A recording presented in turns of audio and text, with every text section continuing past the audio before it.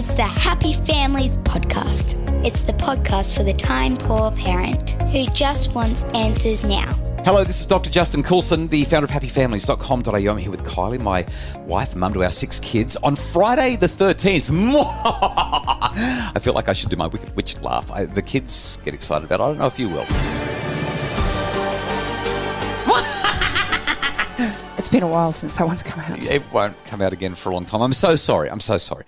Now, school holidays continuing. We've got a big topic today because, holidays are supposed to be rejuvenating. They're supposed to be refreshing. But today we're talking about managing fatigue as a parent because parents are tired. Is there a better way to say that, or is that about right? You know, I've been having conversations with lots of people about this lately because I am feeling exhausted. I feel like I've hit rock bottom in a way that I've never hit before. I can hear it in your voice. And there's just this acknowledgement that, you know, we have been through some of the hardest couple of years, not collectively, as a human race, dealing with just so much uncertainty and stress and anxiety around, you know, COVID and jobs and, you know, whether or not there's enough food on the shelves at the shops. There's just been so much to deal with. And now we're dealing with the economic insecurity of interest rate hikes and so on. And all of that insecurity and instability has taken a physical and mental toll on everybody. So I reckon, though, Kylie, that we were tired before COVID. Like, I think tiredness is part of the human condition. As a parent, specifically, I mean, I think tiredness is across the board. Everybody experiences it to some level. But as a parent, I think that, you know, you sign up for a lifetime of exhaustion. So do you remember when we had little kids? Do you remember how tiring it was when we had kids that were like, I don't know, 1 and 2 and 3? I was so exhausted that I would often wake up at about 1 o'clock in the morning, still on the ground, yes, after having tried to pad off a child and wondering why you hadn't come and woken me up to take me to bed because exhausted. You had fallen asleep in bed waiting for me. Or patting another child off in another room or something like that. I mean, you were so tired when you were pregnant with our second child. We had a 2.5-year-old pregnant with our second one, and we were at a Billy Joel concert, Brisbane Entertainment Centre, like in 2001, 2002, and you fell asleep. You're never going to let me live that one. Fell asleep in a rock concert. So exhaustion is... Yeah. But so how do we manage fatigue as a parent? How do we get the balance right? Before we share some solutions, I want to share one quick metaphor that I found really useful, and that is the metaphor of a tightrope walker. So I don't think that a tightrope walker is ever what you might call perfectly balanced. Instead, they're in a process of constantly balancing, always adjusting, moving a bit to the left, a little bit to the right, as they make their way across the tightrope. And the ing on the end of the word tells us it's active. Yeah, it's a process. It's something that we have to be continually doing. And I think that's why it's exhausting trying to get this balance right. It's never quite right, but we're always in the process of balancing. I just love that metaphor because when I think about, you know, family life in general, whether it's dealing with fatigue or, you know, kind of dealing with children's behaviour challenges or eating, whatever it is, it's constantly changing. Just when you think you've got the mix right, just when you feel like you're spot on, everything's going right, which is that whole balance, right? You're on the tightrope and you feel like, oh, I've got this. Oh, no, I don't. Well, and I sway to the other side. Every now and again, I'm feeling balanced, and then one of the kids will come and say, Dad. That's exactly right. Dad. and there's so many moving parts. In fact, usually it's you that throws me off balance because I'll be balanced, and then the kids will say, Mum said to ask you. Because you're so tired of making decisions that you're making me make them. I'm like, I don't want to make it. In fact, every now and again, I'll say, go and ask Mum. And they'll say, already did. She said to ask you. Just constant. So let's now what we're going to talk about in terms of solutions, they're kind of obvious, but we still don't do them well. We certainly don't do them enough. So solution number 1 to manage fatigue as a parent is sleep. This one's so funny because in our house, specifically with you, when it comes time to go to bed, the more exhausted you are, the more inclined you are to turn the TV on. I know. What is it with that? And I will fall in line with that easily because I just want some brain dead time. Yeah. But it's the last thing you need to be doing. At the times when you feel so exhausted, you just need to close your eyes. I'm really frustrated that you've shared that with the world.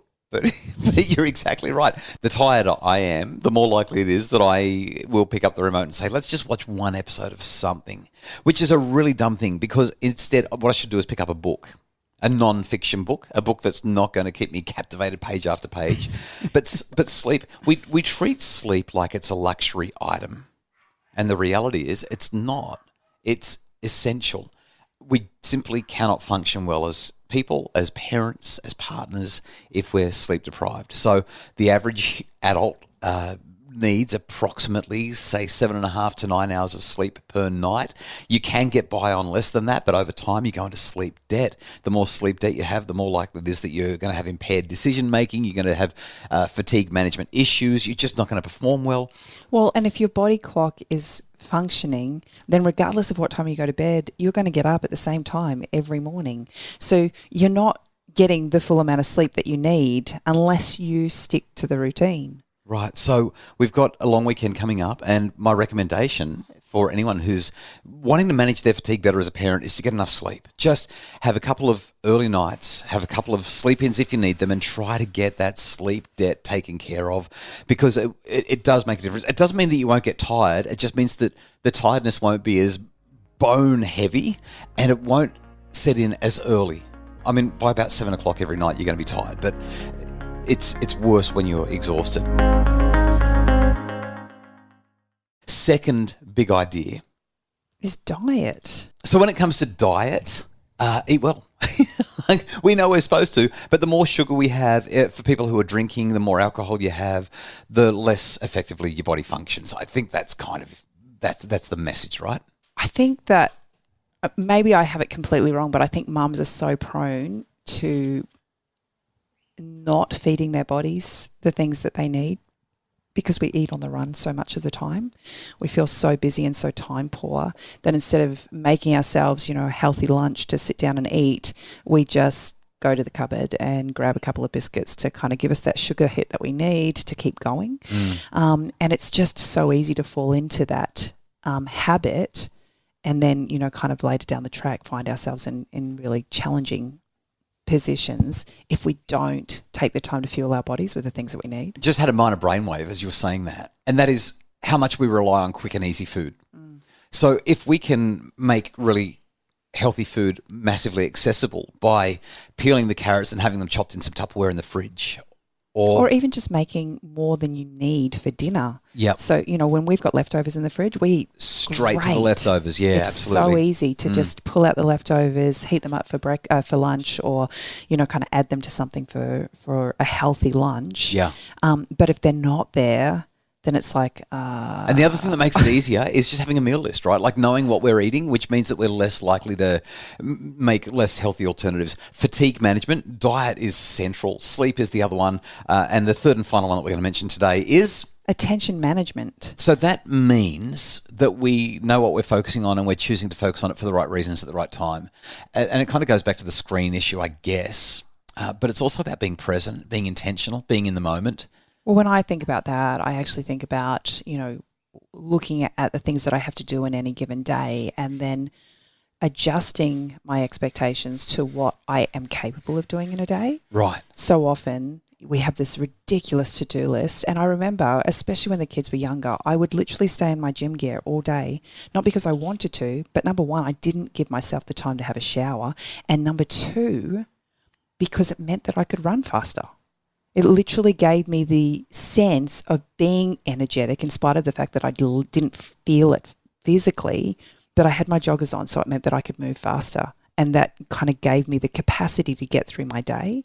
But it comes at a cost. We don't take the time to take care of ourselves and nourish ourselves, whether it be food, sleep, exercise, whatever. It makes it so much harder for us to do the things we need to do. And I reckon we just need to emphasize here as well one last thing in terms of attention management, and that is it's okay to have downtime. It's okay to stare at a screen. It's okay to really embed yourself in a book or something like that, but it's about doing it on purpose. It's about saying, okay, this is the time that I'm doing it. I know it's not going to come at any cost in relation to sleep or relationships or the other things that matter. If we get that right, then we'll manage our fatigue better. I know that they're kind of generic responses, but they really are at the very heart of managing our fatigue. And get someone else to make your decisions. That'll do it as well. Maybe there's a new job out there for someone. We hope that you're enjoying the Happy Families podcast summer series. We'll be back again on Monday with more on the Happy Families podcast. For more information, visit us at happyfamilies.com.au.